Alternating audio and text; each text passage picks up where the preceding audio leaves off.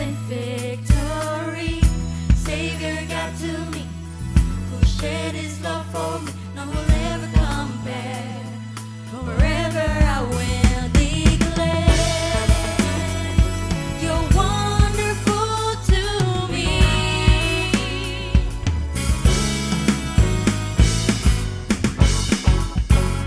You're everything I need. Greater is he alive in me, greater than all of the world, than all its anxiety. Greater is he, mighty indeed. All blessing and all honor unto thee.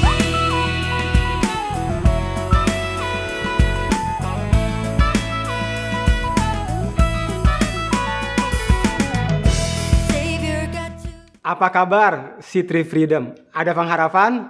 Saya percaya kalau kita masih hidup, masih ada pengharapan. Thank you so much untuk Pastor Sujono Halim dan Pastor Michael Tenggala, juga kepada leadership tim yang ada di Citri Freedom. 1 tahun lebih kita ada di pandemi yang sama, tetapi kita punya respon yang berbeda-beda. Itu sebabnya seri saya hari ini saya berjudul Same Storm, Different Boats. Memasuki tahun ini ada dorongan di hati saya untuk tahun ini saya pribadi dan kita tidak hanya mencoba untuk bertahan dan mencoba beradaptasi, tetapi saya rindu tahun ini kita boleh mengalami breakthrough di setiap area kita. Apakah itu di area keuangan, hubungan, juga emosional. Di dalam Kisah Para Rasul 16 ayat yang ke-22 sampai yang ke-30, kita dapat melihat setelah Rasul Paulus dan Silas melayani pelepasan hari itu, Rasul Paulus dan Silas dipenjara bersama penjahat-penjahat kelas kakap. Setelah dipukul sampai berdarah, ditempatkan di penjara yang terdalam, dipasung, tapi lihat apa yang mereka lakukan saat di penjara. Karena mereka memberitakan firman kebenaran. Waktu tengah malam tiba, mereka tidak meratapi dan menyesali keberadaan mereka yang dipenjara dan dipukuli tanpa salah. Saya mencoba memvisualisasikannya. Mereka berkata satu dan yang lain, kita jangan hanya sekedar survive, bertahan, atau mencoba beradaptasi dengan kondisi yang ada. Tetapi malam itu mereka putuskan kita harus overcome, mengalahkan, kita harus breakthrough. Apa yang mereka buat? Mereka menyanyikan pujian kepada Tuhan. Dan di saat itulah Tuhan menggoncangkan tempat di mana mereka dipenjara. Jangan kebiasaan berkata seperti ini. Udah buntu, udah mentok, udah nggak tahu harus buat apa lagi. Bapak Ibu Saudara, seenggaknya kita dapat kerjakan seperti apa yang Rasul Paulus dan Silas kerjakan. Menyanyikan pujian kepada Tuhan. Ini membuktikan Rasul Paulus dan Silas mereka mempunyai kehidupan emosional yang sehat. Sehingga Rasul Paulus dan Silas memiliki kehidupan spiritual yang sehat. You cannot be spiritual healthy if you are emotionally unhealthy. Kamu tidak dapat sehat secara rohani jika kamu tidak sehat secara emosi. Kita tidak akan dapat menjadi orang yang dewasa secara rohani jika kita belum dewasa secara emosional. Kesehatan emosional sangat mempengaruhi kesehatan spiritual kita. Apakah itu emotional health? Emotional health, kesehatan emosional adalah kemampuan seseorang untuk mengidentifikasi, memproses, dan bertindak berdasarkan perasaan dalam keadaan tertentu dan di setiap waktu. Emotional health adalah hal yang penting karena emotional health akan meningkatkan emotional intelligence dan juga akan meningkatkan emotional resilience. Apakah itu emotional intelligence? Emotional intelligence adalah kemampuan seseorang dalam menggunakan dan memahami emosi, baik emosi diri sendiri maupun emosi orang lain. Apakah itu emotional resilience? Emotional resilience adalah kemampuan seseorang untuk bertahan dalam situasi yang menekan atau bertahan dalam krisis. Ini artinya kita perlu membangun emotional health karena sangat berpengaruh untuk bagaimana kita bersikap ketika kita menghadapi berbagai macam situasi dan berbagai macam respon orang, yang pada akhirnya akan mempengaruhi keberhasilan di dalam hidup kita. 1 tahun lebih kita ada di pandemi ini. Sikap kita, respon kita sangat ditentukan oleh emotional health, kesehatan emosi kita. Same storm, different boats. Dan kesehatan emosional sangat mempengaruhi kesehatan spiritual. Roma 12 ayat yang ke-11 sampai yang ke-12. Saya baca terjemahan The Message. Jagalah nyalamu, jangan sampai terbakar habis. Jadilah hamba yang sigap bagi Tuhanmu. Berharaplah dengan penuh semangat. Jangan berhenti di saat yang sulit, namun berdoalah lebih banyak. Jagalah nyalamu, jangan sampai terbakar habis. Kalau saya bawa dengan apa yang sedang saya bahas akan seperti ini. Jagalah kesehatan emosionalmu, jangan sampai sakit. Jadilah hamba yang sigap bagi Tuhanmu, supaya kamu dapat berharap dengan penuh semangat, tidak berhenti di saat yang sulit, dan berdoa lebih banyak. Bagaimana kita menjaga emotional health, kesehatan emosi? Yang pertama, merenungkan firman. Berapa banyak kita pernah mengalami kekhawatiran, ketakutan begitu rupa, sampai kepikiran terus, sampai kita tidak dapat tidur. Berapa banyak? Ya pasti semua dari kita pernah mengalaminya. Artinya kita semua tahu bagaimana caranya untuk merenungkan firman Tuhan. Sekarang kita hanya perlu untuk mengganti subjek apa yang kita pikirkan. Karena kita adalah apa yang kita renungkan. Merenungkan firman Tuhan itu adalah mental exercise. Waktu kita merenungkan firman Tuhan, God will bless you inside. Personal victory dimulai dengan merenungkan firman Tuhan, memperkatakannya lagi dan lagi dan lagi. Untuk tetap kuat di musim ini, mulai dengan merenungkan firman Tuhan. Meditation is a source for mental health. Orang yang merenungkan firman Tuhan adalah orang yang tidak mudah kecewa, tidak mudah kepahitan, dan tidak mudah menyerah. Mengapa? Karena firman Tuhan adalah sumber kasih karunia.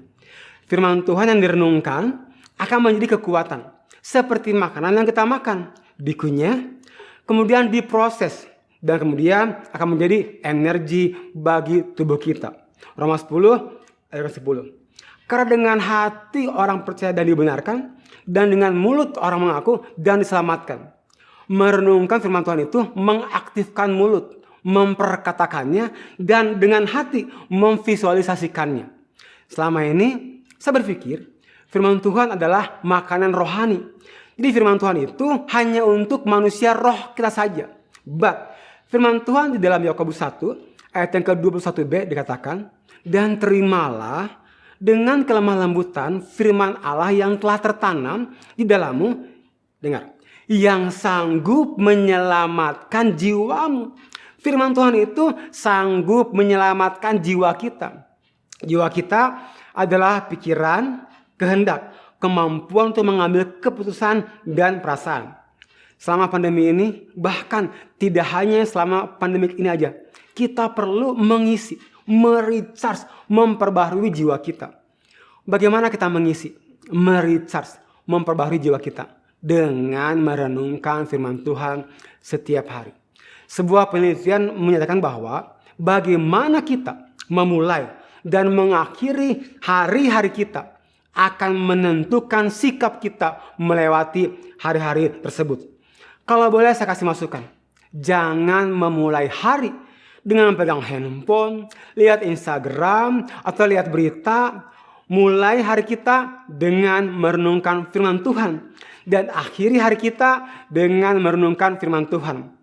Membaca firman Tuhan dan merenungkannya sampai Tuhan berbicara untuk kita. Itu adalah kunci untuk emotional health. Yang kedua adalah mengucap syukur.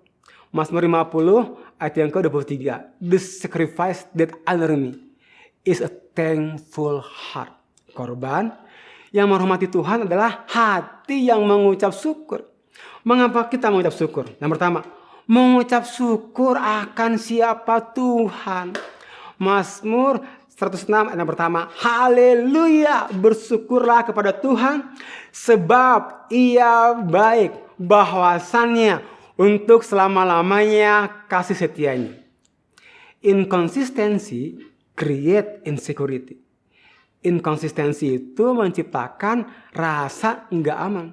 Dan Tuhan itu selalu baik untuk selama-lamanya kasih setianya. Tuhan itu selalu baik, bukan kadang-kadang baik.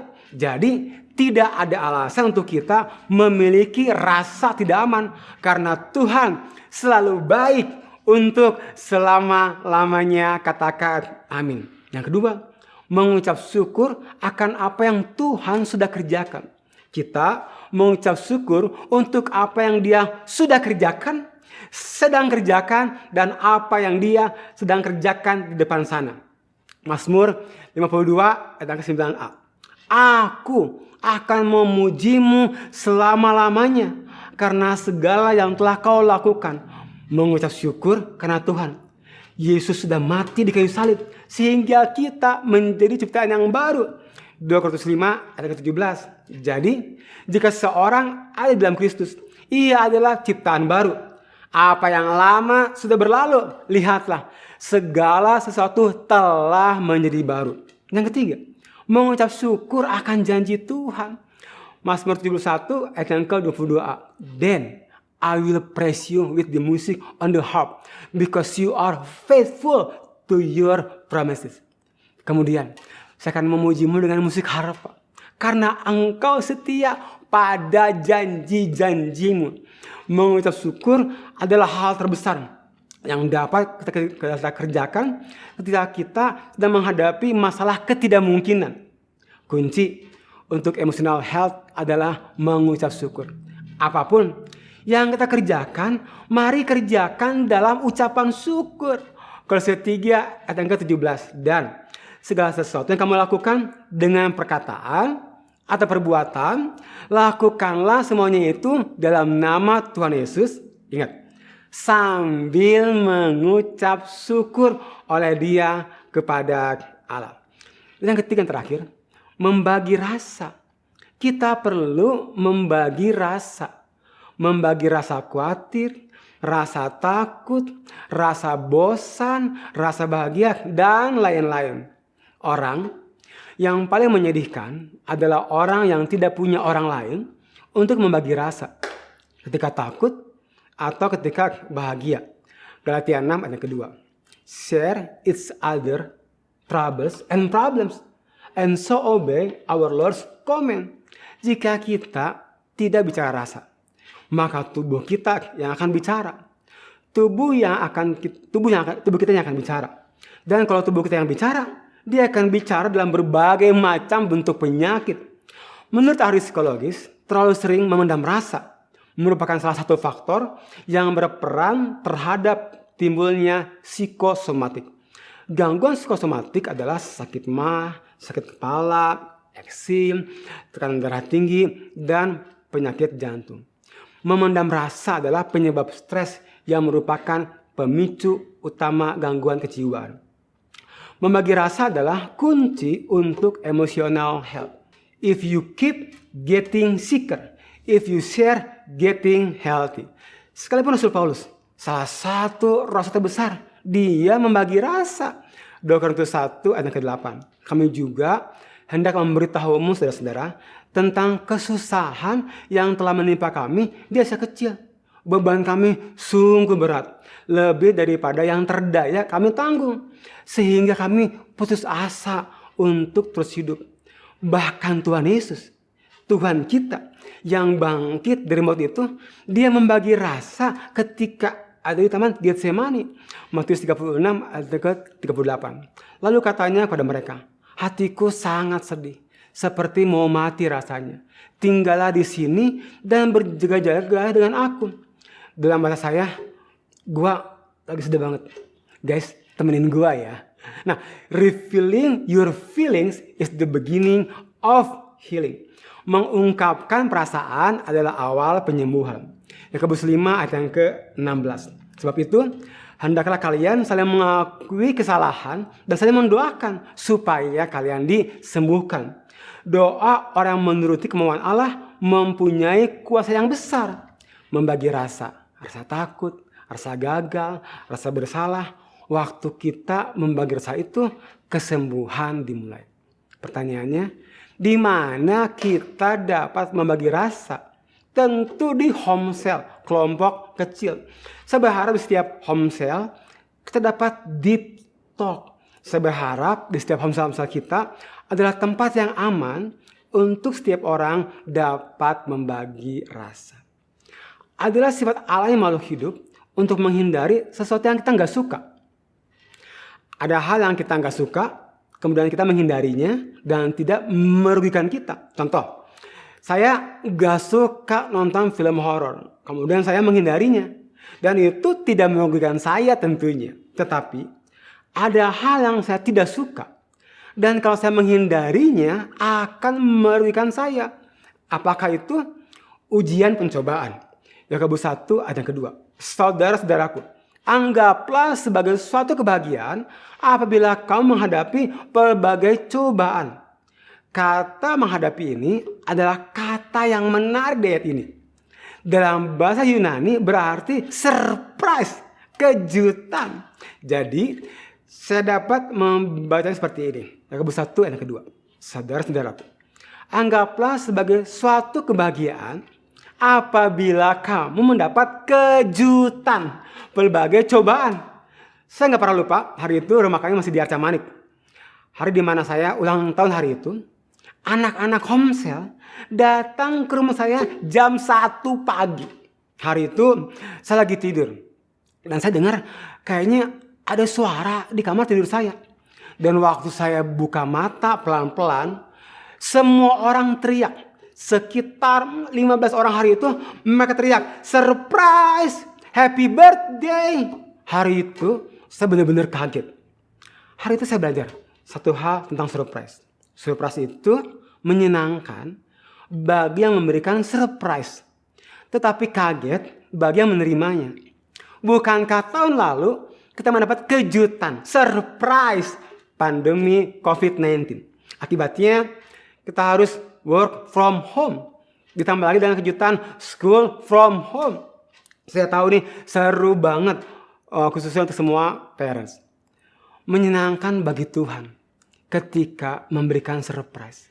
Karena Tuhan punya tujuan dari berbagai ujian yang Dia izinkan masuk ke dalam hidup kita. Dan inilah tujuannya.